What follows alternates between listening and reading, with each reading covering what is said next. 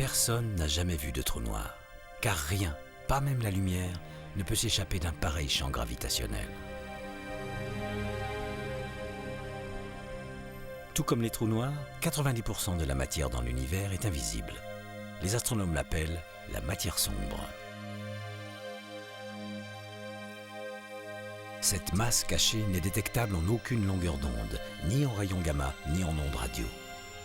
Avec les 9/10 du tableau cosmique ainsi caché, nos théories sur l'univers pourraient se révéler complètement fausses. La matière sombre pourrait être principalement responsable du développement et de la structure de l'univers. Le problème est que la presque totalité de cette structure échappe à notre perception visuelle. Tout ce que nous savons, c'est que le cosmos est fait de monstres voraces et invisibles.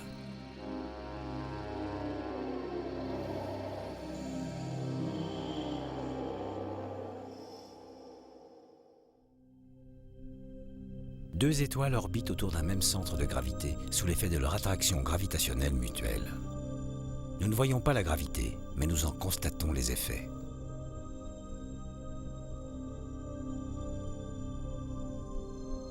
La gravité de la matière sombre affecte la rotation de cette galaxie. Cette rotation se mesure grâce à l'effet Doppler. Les résultats montrent que les parties les plus éloignées de la galaxie tournent beaucoup plus vite que sa matière visible ne le justifie. C'est à cause de la matière sombre. Probablement un halo caché de matière pouvant être 10 fois plus massif que la matière visible et qui accélère la rotation galactique.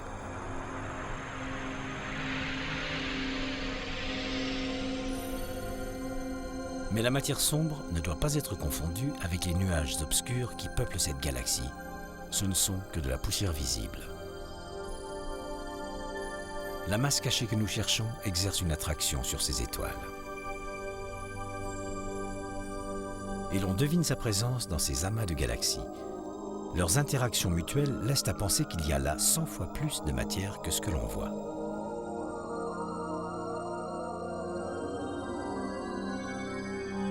Mais qu'est-ce que la matière sombre? Est-elle composée d'étoiles mortes, d'étoiles avortées ou bien de trous noirs, ou encore de particules subatomiques exotiques?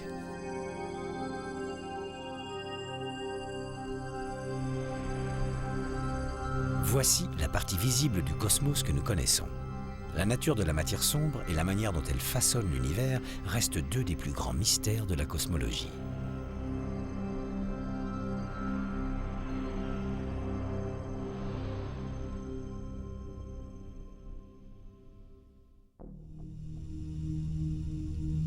Une étoile supermassive attire la matière de son compagnon plus petit.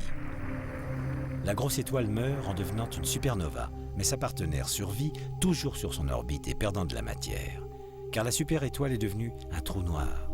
Si l'on pouvait voir l'univers, nous verrions l'étoile rescapée graviter autour d'un espace vide. C'est cet indice qui permet aux astronomes de détecter les trous noirs.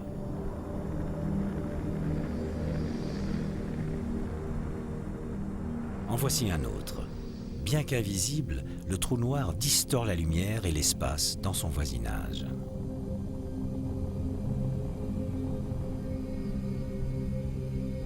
Si vous l'approchez d'un peu trop près, vous serez transformé en spaghetti.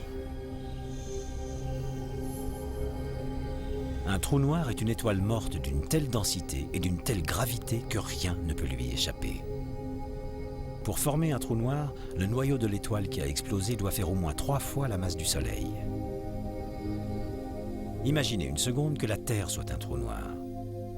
La masse de notre planète est alors comprimée pour ne plus faire que 8 mm. Elle est si dense que la lumière ne peut pas s'échapper, et rien ne va plus vite que la lumière.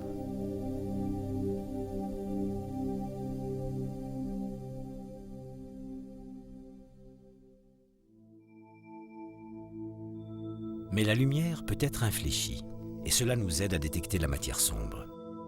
Ici, la lumière d'un lointain quasar voyage vers la Terre. Mettez un gros objet sur son chemin, et l'image se déforme. L'objet peut être une galaxie avec beaucoup de matière sombre et un énorme champ gravitationnel. Une étrange lentille est créée par la gravitation de la matière sombre. L'image est brouillée, puis multipliée, car la gravité attire à elle la lumière du quasar. Depuis la Terre, on voit 4 images du même quasar avec la galaxie lentille au centre. Le degré de courbure de la lumière révèle la quantité de matière sombre qui se trouve dans la galaxie.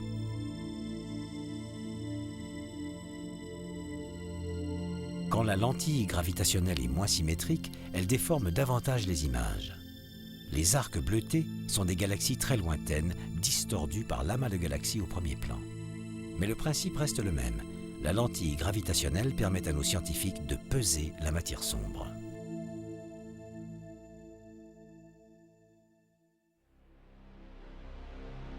Dans la Voie lactée, enveloppée par des millions d'étoiles qui peuplent le centre galactique, se trouve un anneau de gaz. Sa masse est de 30 000 soleils. Pour beaucoup d'astronomes, un tel tourbillon prouve une seule chose, l'attraction d'un trou noir massif, un gouffre au centre de notre galaxie qui a avalé 1 million de soleils.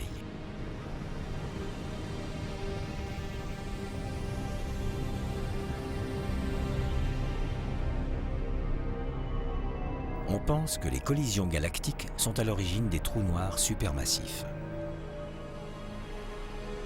Telles des danseuses célestes, deux galaxies fusionnent.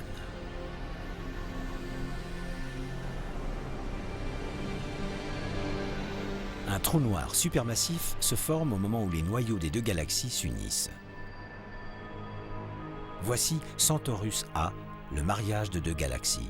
Une blanche en forme de ballon de basket et une autre sombre que l'on voit de profil. Au cœur de ces deux galaxies, un trou noir supermassif, 1000 fois plus massif que celui de notre Voie lactée.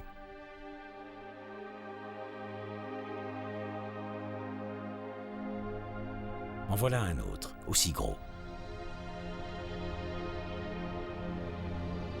Un trou noir supermassif est entouré d'un disque d'accrétion. Soumis à son irrésistible gravité, la matière s'engouffre en spirale vers l'intérieur. Une partie de la matière forme des jets perpendiculaires au disque, sauvés du gouffre grâce à l'onde de choc autour du noyau central. Heure après heure, l'équivalent de 4 masses terrestres est avalé. Ceci est un trou noir supermassif encore plus gros, 2,5 milliards de fois la masse du Soleil.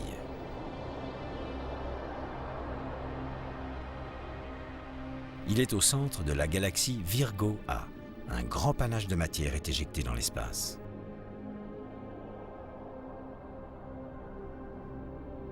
Voici Virgo A à travers le télescope spatial Hubble.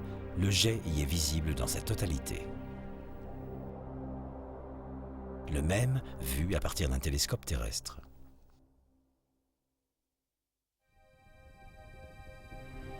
Mais les trous noirs les plus impressionnants sont ceux attachés à des quasars. Les quasars brûlent au centre des galaxies lointaines, si éblouissants qu'ils éclipsent les galaxies elles-mêmes.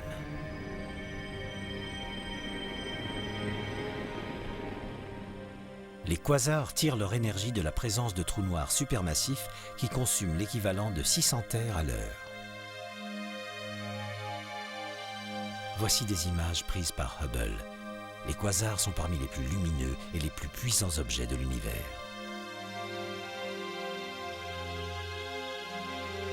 Albert Einstein, le grand physicien du XXe siècle, avait prévu la plupart des effets liés aux objets supermassifs. Sa théorie de la relativité générale explique comment les corps massifs non seulement déforment la lumière, mais aussi l'espace environnant. Notre univers vibre sous les tensions gravitationnelles engendrées par les objets supermassifs. Le trou noir crée les plus fortes distorsions de l'espace.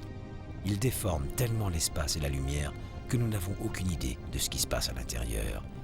Il pourrait y avoir des sortes de portes reliées à d'autres parties du cosmos, ou même, pourquoi pas, à un autre univers.